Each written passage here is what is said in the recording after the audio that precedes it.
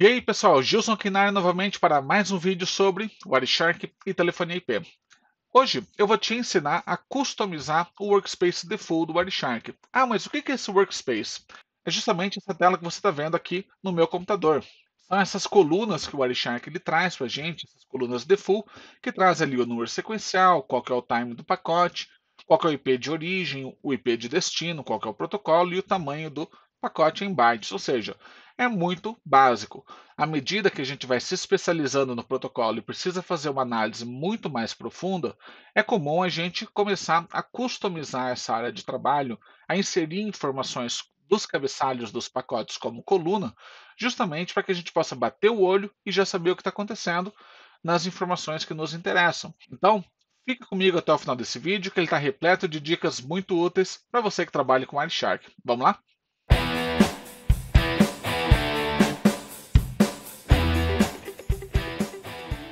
Muito bem, pessoal. Eu estou aqui com o Wireshark aberto, já com o arquivo voipcaos.pcap carregado. Esse arquivo contém uma série de ligações já realizadas que eu vou estar utilizando para demonstrar aqui para vocês quais são os efeitos, quais são as vantagens de se criar colunas para analisar as informações no Wireshark.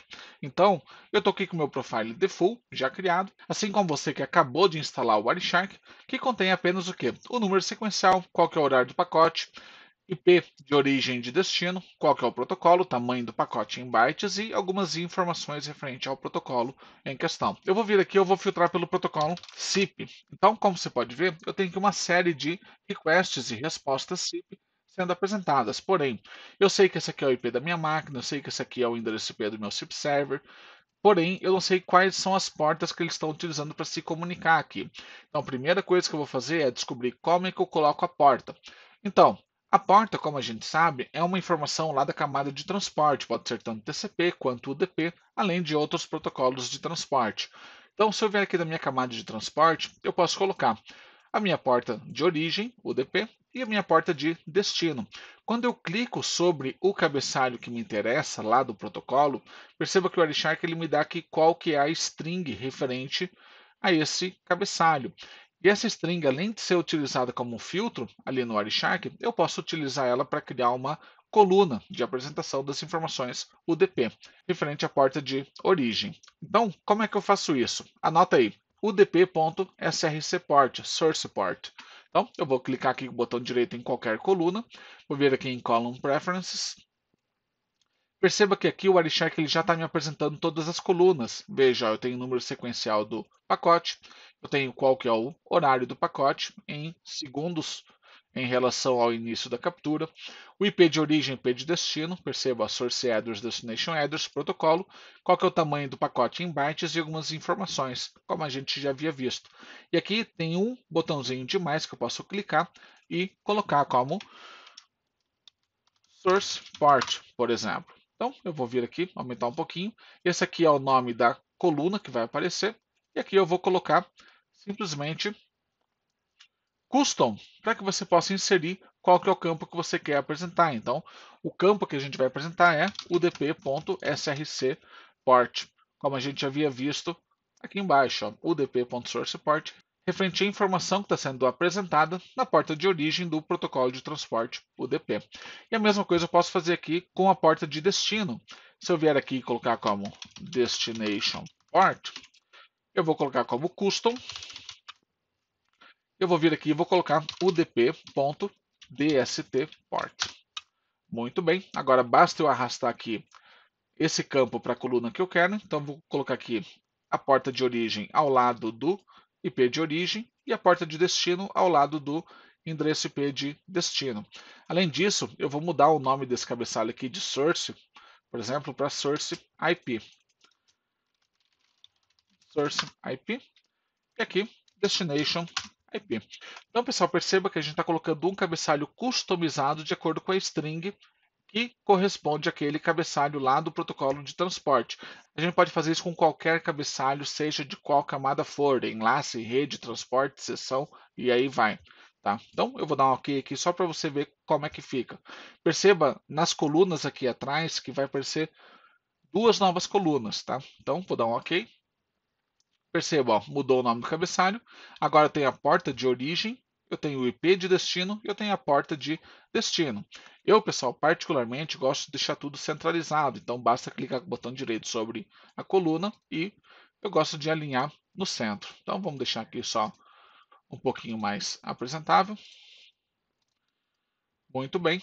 Tá? Então, vou clicar nesse botão aqui para ajustar. Então, perceba que eu já tenho as informações um pouquinho mais completas. Eu tenho camada de rede, tanto de origem quanto de destino, camada de transporte, tanto de origem quanto de destino. Porém, como eu estou trabalhando com o protocolo SIP, e o intuito desse vídeo é apresentar essas informações do protocolo SIP, eu vou fechar aqui minha camada de transporte, vou abrir a minha camada de sessão. Vamos pegar aqui um pacotinho de invite, que é o início de uma chamada, por exemplo, né? Então, eu vou abrir aqui o meu cabeçalho SIP e eu gosto de apresentar algumas colunas como to e from, tá? Referente quem está ligando para quem, número de A e número de B, tá? E também qual que é o call ID dessa chamada. Aqui eu tenho diversos diálogos SIP ocorrendo, tá? Cada diálogo tem seu próprio call ID, então eu gosto de apresentar o call ID também. Então, para a gente fazer isso daí, como é que eu faço? Clico no cabeçalho que eu quero, SIP.callID, perceba que é string do filtro aqui embaixo, quando eu clico nele. Tá? Então, eu vou utilizar ele como um filtro. Então, vem aqui, Column Preferences, adiciona. Então, SIP.callID é uma coluna do tipo Custom. E vamos colocar aqui, SIP.callID. Eu gosto de apresentar isso aqui um pouquinho depois do protocolo SIP. Vamos deixar aqui. Muito bem. Ó, perceba que agora eu tenho o call ID sendo apresentado, ou seja, a partir dessa coluna eu consigo saber quais são as mensagens referentes à mesma dialog. E, além disso, eu gosto de apresentar os cabeçalhos to e from do protocolo SIP. Então, se eu vier aqui e abrir o from, vamos pegar aqui o user part, que é o ramal, que é o número de A, quem está originando a chamada, perceba que eu tenho string sip.from.user. E se eu vier aqui no cabeçalho to, também tem a mesma informação sip.to.user. Ou seja, vamos criar mais duas colunas inserindo essas informações lá. Botão direito aqui em cima, Column Preferences, adiciona. Vamos pegar aqui sip from, vai ser uma coluna custom e vamos colocar aqui sip.from.user.